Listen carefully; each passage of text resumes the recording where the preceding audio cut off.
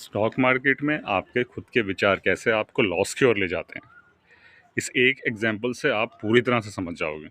आपकी सबसे बड़ी गलती तो यही होती है कि आप इस बात से अनअवेयर होते हैं कि मार्केट में दो प्रकार के डिसीजन होते हैं। एक होता है रूल बेस्ड, जो आपने रूल के अकॉर्डिंग लिया, और दूसरा होता है इमोशनल बेस्ड, जो मार्केट ने आपको इमोशनल करवाया, फिर आपने उसके बेसिस पे डिसीजन लिया और फिर आपको उसका रिजल्ट मिला।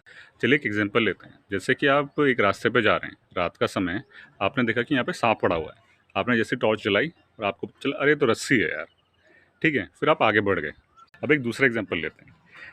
आप उस रास्ते पे जा रहे थे, तो मैंने जाने से पहले आपसे ये कहा कि यहाँ पे बहुत जहरीले सांप रहते हैं, हमें कुछ केसेस देखने को मिले हैं जहाँ पे उन सांपों ने काट लिया और लोग मर भी गए, तो ध्यान से जाना।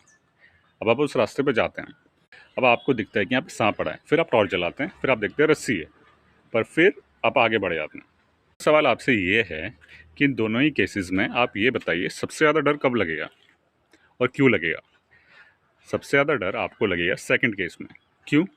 क्योंकि आपको वहाँ पे जाने से पहले आपके दिमाग में एक बात मैंने डाल दी है, क्या? कि यहाँ पे यार सांप बहुत है, ध्यान से जाना।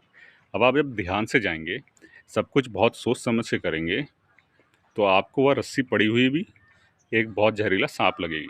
और अगर आपको पता चल भी गया कि ये एक रस्सी थी, फिर अगला जो कदम आप बढ़ाएंगे, आगे बढ़ाएंगे, आप फिर भी डरे हुए ज़्यादा होंगे।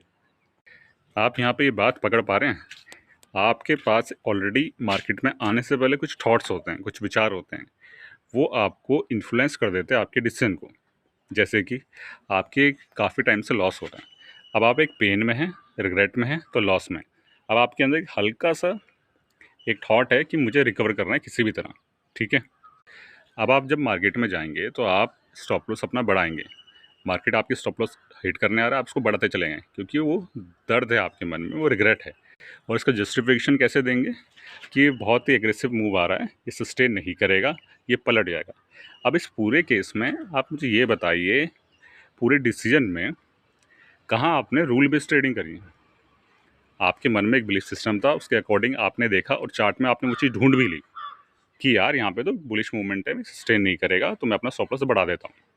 स्टॉक मार्केट में एक ट्रेडर को अपने ही दिमाग से बचते हुए ट्रेड करनी चाहिए और इस बात पे अवेयर होना चाहिए कि कौन से विचार आपको किस डायरेक्शन में ले जा रहे हैं।